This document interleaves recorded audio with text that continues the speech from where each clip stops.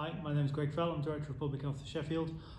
So Sheffield's moved up to the very high alert level, the highest of the 3 tiers, and that places additional restrictions upon us as a city. The restrictions are based on the government guidance and then further negotiation and conversation between central and local government, and the purpose of the restrictions is to control the spread of the virus. I'll provide you with continued updates about the restrictions when we know how they will be applied to Sheffield and South Yorkshire. But this video is for people who live in Sheffield and are fit and well. It's worth me saying there is additional guidance for those who are clinically vulnerable and or those who have tested positive for coronavirus, and the links will be at the end of the video. So in short then, the restrictions are about threefold. Firstly, meeting with family and friends. You must not meet socially with friends and family indoors in any setting unless they're part of your household or support bubble. This includes private homes and also includes hospitality venues such as pubs.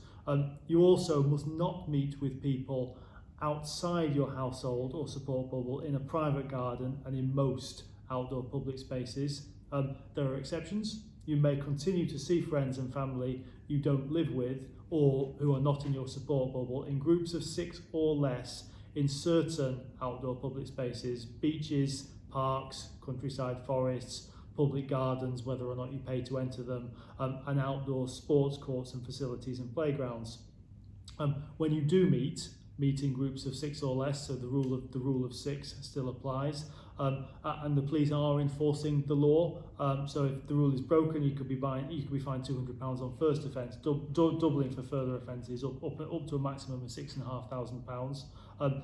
If you hold or are involved in holding an illegal gathering of more than 30 people, the police can issue fines of up to £10,000, and they have done so. So when meeting family and friends, continue to follow social distancing rules when you meet up and limit the number of people you see socially over a short period of time. And the reason's simple: distance matters, and the more people you mix with, the more opportunities there are for the virus to spread. There are exceptions, and information is provided at the end of the video. So secondly, businesses and venues. It goes without saying that all businesses should follow COVID secure guidelines. That's to protect customers, visitors and workers. There are restrictions on businesses and venues in very high alert levels. These include businesses selling food or drink on their premises are required to close between 10 p.m. and 5 a.m. That's the curfew. That's been in place for a while now. Businesses selling food for consumption off the premises can continue after 10 p.m. so long as it's through the delivery service or click and collect or drive-through. Pubs and bars must close.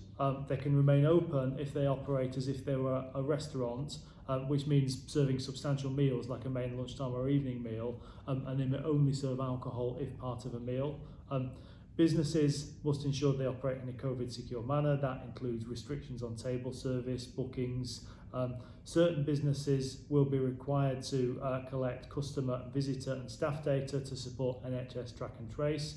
The wearing of face coverings for customers and staff in certain areas is mandatory indoors, and businesses must ensure that if their workers are required to self-isolate, they do so outside their, they do not work outside their designated place of self-isolation. Businesses and venues must ensure people don't meet in premises with people from outside their support bubble, and the government are clear that businesses and venues that fail to comply with the restrictions could face fines of up to £10,000, prosecution or in some place closure. Third area is travel.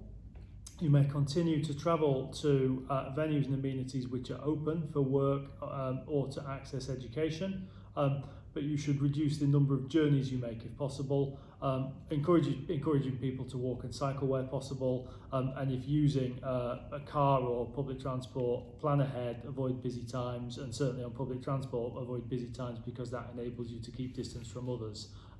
If you need to use public transport, follow the safer travel guidance. That includes wearing face masks, and there is also advice on car sharing.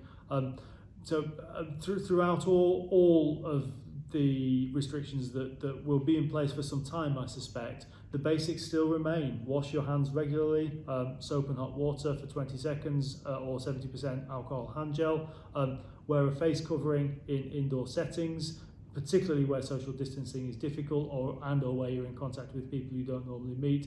Keep distance 2 meters apart from people you don't normally live with, and get a test if you have symptoms of coronavirus and self-isolate immediately.